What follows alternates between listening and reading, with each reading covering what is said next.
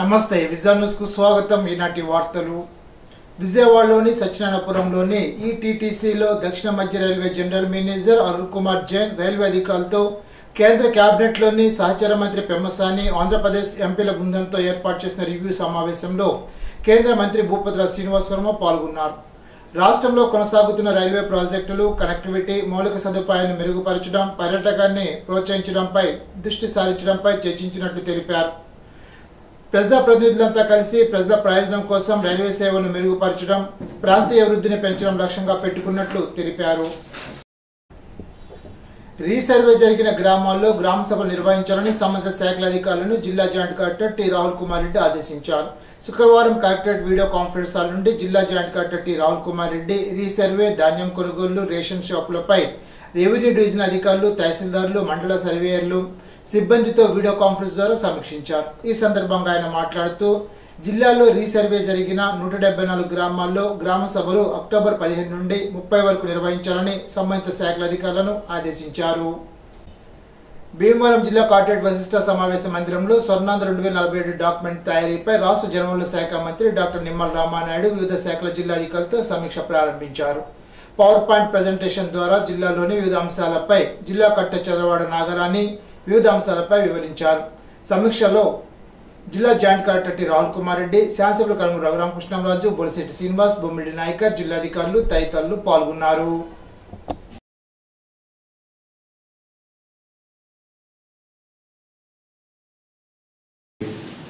సంవత్సరానికి మన భారతదేశానికి మరి స్వతంత్రం వచ్చి 100 సంవత్సరాలు అవుతున్నటువంటి సందర్భంగా వికసిత్ భారత్ 2047కి ఉండాలనేటువంటి ఉద్దేశంతో మన ప్రీతమ ప్రధాని నరేంద్ర మోడీ గారు ఏదైతే ఒక సంకల్పం తీసుకున్నారో దానిలో భాగంగా అంటే 3 ప్లేసుల్లో ఇండియా ఒక ప్లేస్లో ఉండాలనే ఆలోచన ఏదైతే ఉందో దానిలో భాగంగా మన ఆంధ్రప్రదేశ్ రాష్ట్రం కూడా గౌరవ ముఖ్యమంత్రి చంద్రబాబు నాయుడు గారి ఆలోచన ప్రకారం ఏదైతే ఇక స్వర్ణాంధ్ర 2047 కార్యక్రమాన్ని తీసుకొని భాగస్వామ్యం కావాలనేటువంటి ఆలోచనలో భాగంగా ఏదైతే మన 26 జిల్లాలకు సంబంధించినటువంటి ఆ యొక్క స్వర్ణాంధ్ర 2047లో మనం ఏ రకంగా కార్యక్రమాలు రూపకల్పన చేసుకోవాలి, ఏ రకంగా ఆ 2047కి మనం కూడా ఒక షెడ్యూల్ని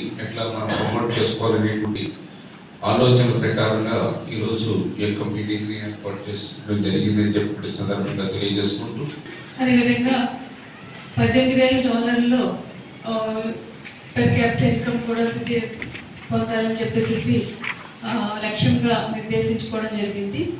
దానికి మన రాష్ట్రం కూడా దానికి అనుగుణంగా మన ఆంధ్రప్రదేశ్ మన గౌరవ ముఖ్యమంత్రి గారి నిర్దేశనంలో స్వర్ణాంధ్ర 2047 అని చెప్పేసి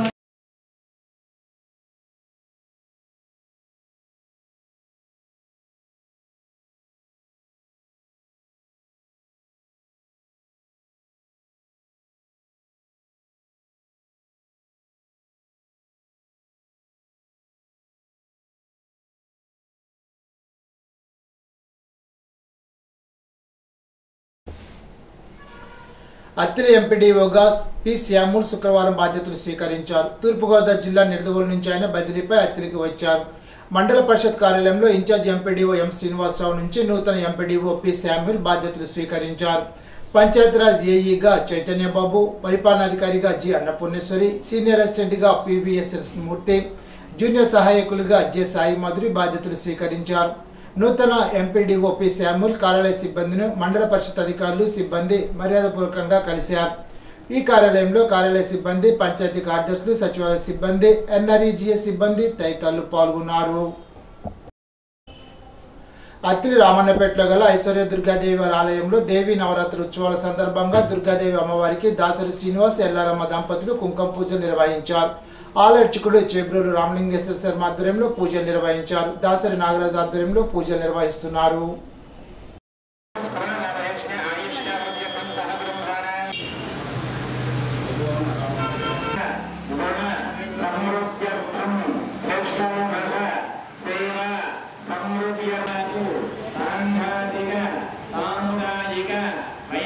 ग्रह हरिष्ठ स्थानेषु स्थिताः स्थैः स्त्रैः क्रियमाण वर्तमान वर्तष्यमान वातवित्त कपोद्भव नानाकारण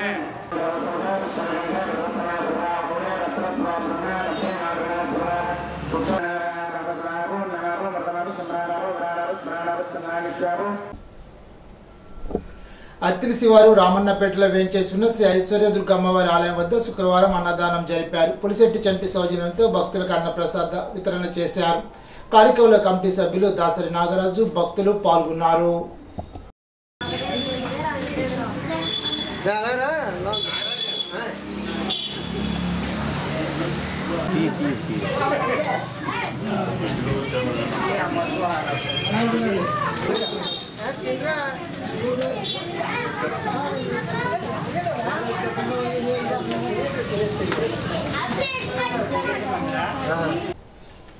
శ్రీదేవి శరన్నవరాత్రి మహోత్సవంలో భాగంగా అత్తిలి మండలం మార్విల్లిలో గల శ్రీ కనకదుర్గమ్మ అమ్మవారు శ్రీ గాయత్రీదేవి అలంకరణలో శుక్రవారం భక్తులకు దర్శనమిచ్చారు.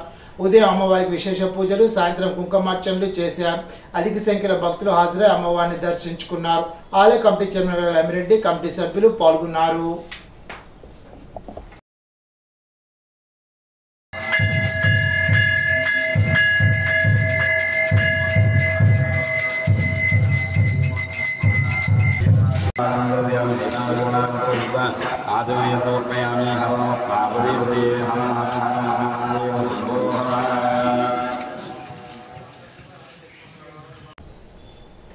అత్తిలి మండలం బల్లిపాడు మదనగోపాల స్వామి దేవాలయంలో ఈవో 50 లక్షల వరకు గోల్మాల్ చేశారంటూ గ్రామస్తులు ఆరోపిస్తున్నారు.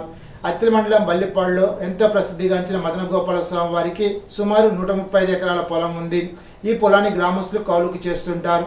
మగతా డబ్బులను ఈవోకి అందచేసి రసీదు పొందితే ఆ డబ్బులు బ్యాంకులో ఈవో జమ చేయాలి. గుడిలో ఉన్న కాలక్షేప మండల వివాహాలకు సుమారు 14,000 అద్దెకిస్తుంటారు. గత 5 సంవత్సరాల్లో కేవలం 2 సార్లు మాత్రమే అద్దెకిచ్చినట్లు ఈవో రికార్డు చేయడం పట్ల ఆలయ కమిటీ సభ్యులు ఆశ్చర్యపోతున్నారు.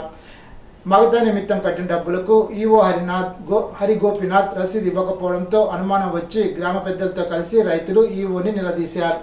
ఈవో మాత్రం పొంతనలేని సమాధానం చెప్పడంతో గ్రామ పెద్దలు పోలీసులకు ఫిర్యాదు చేయనున్నట్లు తెలిపారు. దీనిపై అత్తిలి ఎస్ఐ పి ప్రేమరాజును సంప్రదించగా ఇంతవరకు తమకు ఫిర్యాదు అందలేదని తెలిపారు.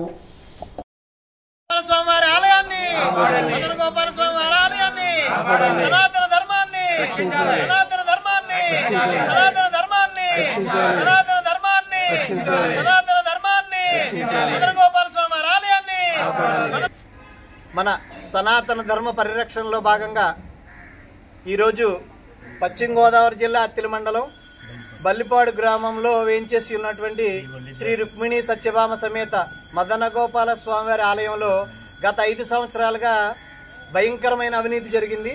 స్వామివారికి నివేదన పెట్టలేని పరిస్థితుల్లోకి 137 ఎకరాలు ఉన్న పొలం ఉన్నటువంటి ఈ ఆలయాన్ని గత ప్రభుత్వం కానీ పాలకులు కానీ అవినీతిని కూర్చేసి స్వామివారికి నివేదన పెట్టలేని పరిస్థితికి తీసుకొచ్చారు.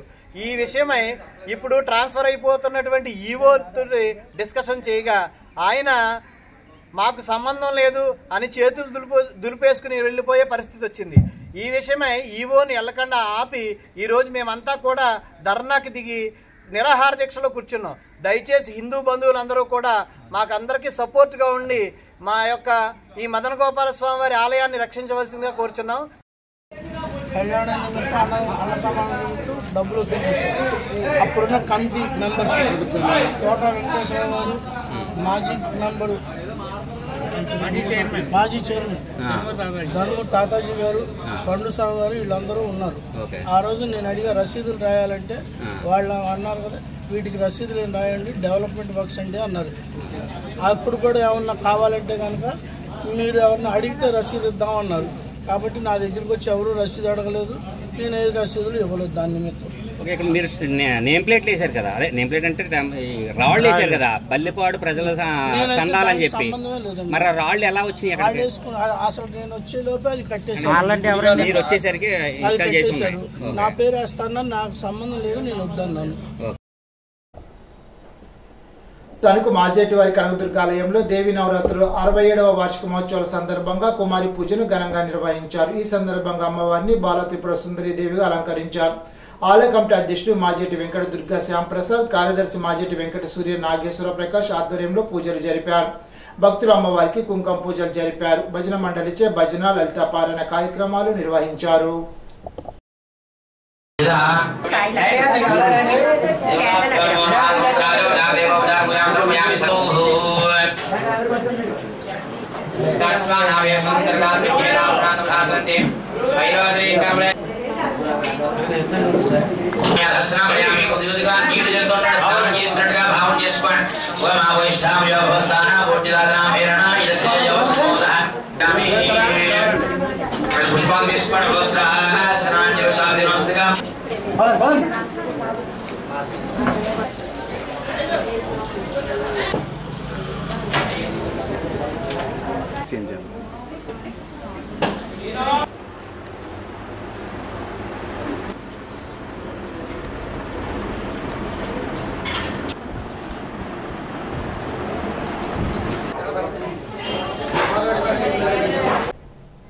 తణుకు వాసవి కన్యకా పరమేశ్వర అమ్మవారి ఆలయంలో దేవి నవరాత్రి ఉత్సవాల సందర్భంగా అమ్మవారిని మహాలక్ష్మీదేవిగా అలంకరించారు. ప్రత్యేక కుంకుమ పూజలు జరిపారు.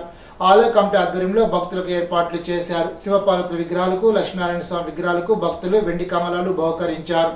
భోజనవల్లి నాగరాజు, వరలక్ష్మి దంపతులు, భోజనవల్లి రంజిత్, నాగ సోమేశ్వరి దంపతులు వీటిని అందజేశారు.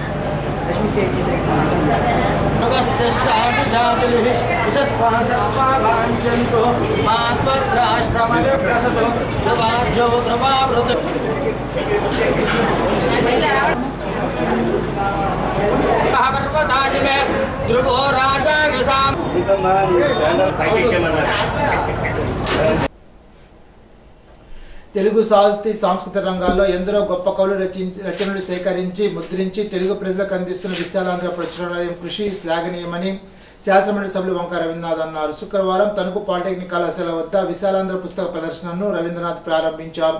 ఈ సందర్భంగా ఆయన మాట్లాడుతూ చిన్నపిల్లల నుండి వృద్ధుల వరకు అన్ని వర్గాల ప్రజలకు అవసరమైన పుస్తకాలను విశాలాంధ్ర ప్రచురణాలయం అందించడం గొప్ప విషయమని అన్నారు.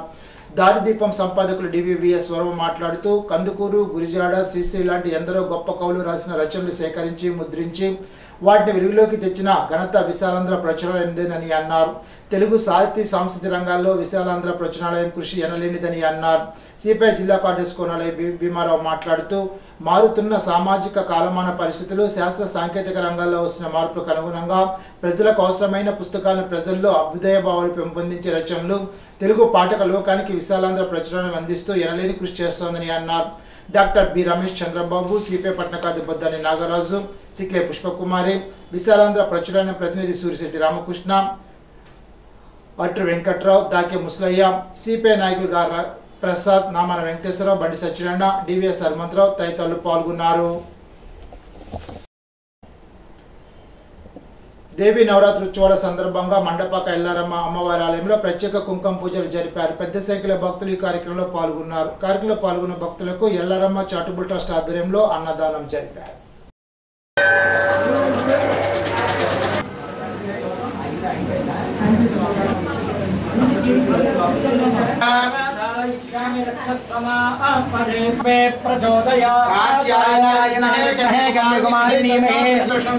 అమ్మా ప్రదక్షిణ చేయండి అందరూ కూడాను.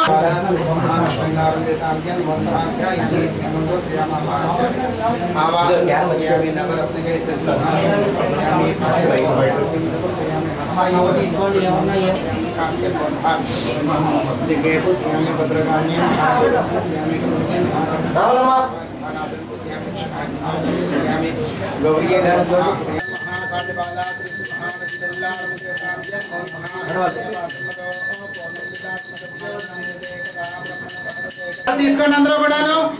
అమ్మా హారతి తీసుకోండి.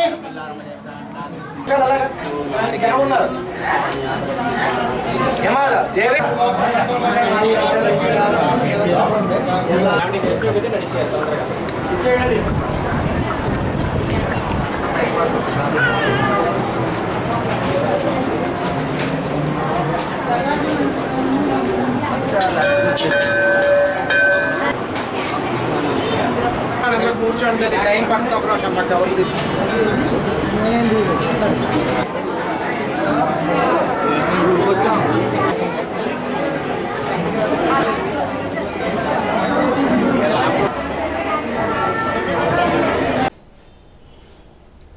అడ్వకేట్ యాక్ట్ అమెండ్మెంట్ బిల్లు 42 నిలుపుదల చేయాలని ఆల్ ఇండియా లాయర్స్ యూనియన్ కేంద్ర ప్రభుత్వం డిమాండ్ చేసింది. శుక్రవారం ఆల్ ఇండియా లాయర్స్ యూనియన్ ఆధ్వర్యంలో న్యాయవాదులు తణుకు బార్ అసోసియేషన్ ఎదురుగా బిల్లుకు వ్యతిరేకంగా నిరసన తెలిపారు. ఈ సందర్భంగా ఐలు జిల్లా కార్యదర్శి కామన్ మున్స్వామి మాట్లాడుతూ న్యాయవాది వృత్తిలో నిర్లక్ష్యం చేయడం వల్ల కానీ కేసును చేయడంలో నష్టం జరిగితే క్లయింట్ న్యాయవాదిపై బార్ కౌన్సిల్ ఫిర్యాదు చేసేలా ఉన్నదని అన్నారు. కానీ కొత్త చట్టం వల్ల న్యాయవాదిపై క్రిమినల్ కేసును పెట్టవచ్చునని, దీనివల్ల న్యాయవాదిని జైలుకు పంపవచ్చునని, నష్టపరిహారం వసూలు చేసే విధంగా కొత్త యాక్ట్ ఉందని అన్నారు. కార్యక్రమంలో న్యాయవాదులు Kauru Venkateswarlu, Potla Suresh, Anugula Ramesh, Vennap Sudhakar, S Lazar, BV Victor Babu, Baji Srinivasulu, Chintapalli Nageswararao, Rapaka Prabhakar, R Ravikumar, Eluru Moshe, Bandi Venkateswararao, P Dhananjaya, P Rajeswari, రోషనేశు, పాదం న్యాయవాది గుమస్తాగా ఏమని సిద్ధు తదితరులు పాల్గొన్నారు. ఉండా జ్వరానికి చెందిన శెట్టి స్వప్న ఈ నెల 2 నుంచి కనిపించడం లేదనే ఫిర్యాదుపై కేసు నమోదు చేసినట్లు తణుకు టౌన్ ఎస్ఐ ఒక ప్రకటనలో తెలిపారు. ఆమె తణుకు కోర్టు వద్ద ఆటో దిగిన అనంతరం కనిపించడం లేదని కుటుంబ సభ్యులకు ఫిర్యాదు చేసినట్లు తెలిపారు. పంజాబ్ డ్రెస్ ధరించిన ఈమె ఆచూకీ తెలిసిన వారు తణుకు పోలీస్ స్టేషన్ 9440796640 లేదా 088192233కు ఫోన్ చేసి తెలపాలని కోరారు. రాష్ట్రంలో ఉచితంగా ఇసుకిస్తామంటూ ఎన్నికల ముందు ఇచ్చిన హామీని తక్షణం అమలు చేయాలని వేల్పూర్ బిల్డింగ్ వర్కర్స్ యూనియన్ గౌరవ అధ్యక్షులు బలచినభద్ర ప్రభుత్వం డిమాండ్ చేశారు. సిపిఎం పార్టీ రాష్ట్ర కమిటీ ఇచ్చిన పిలుపు మేరకు మద్దతుగా వేల్పూర్ బిల్డింగ్ వర్కర్స్ యూనియన్ ఆధ్వర్యంలో వేల్పూర్ బస్టాండ్ సెంటర్ నిరసన తెలిపి ప్రదర్శనగా పంచాయతీ వద్దకు చేరుకొని పంచాయతీ కార్యదర్శి సుంక రత్నమాలిక్కు వింతి పత్రాలను అందించారు. ఈ సందర్భంగా వీరభద్రరావు, సిపిఎం సీనియర్ నాయకులు అంబటి రామకృష్ణ మాట్లాడుతూ ఉచితంగా ఇసుకిస్తామని ఎన్నికల ముందు హామీ ఇచ్చిన తెలుగుదేశం కూటమి ప్రభుత్వం అధికారంలోకి వచ్చిన ఈ 100 రోజుల పాలనలో ఇసుక విషయంలో గత ప్రభుత్వానికి ఈ ప్రభుత్వానికి మధ్య తేడా ఏమీ లేకుండా పోయిందని అన్నారు. కార్యక్రమంలో యూనియన్ అధ్యక్షులు ఎర్ర మల్లికార్జునరావు, తిరునాథం తదితరులు పాల్గొన్నారు. ఇప్పుడు ఒక చిన్న బ్రేక్.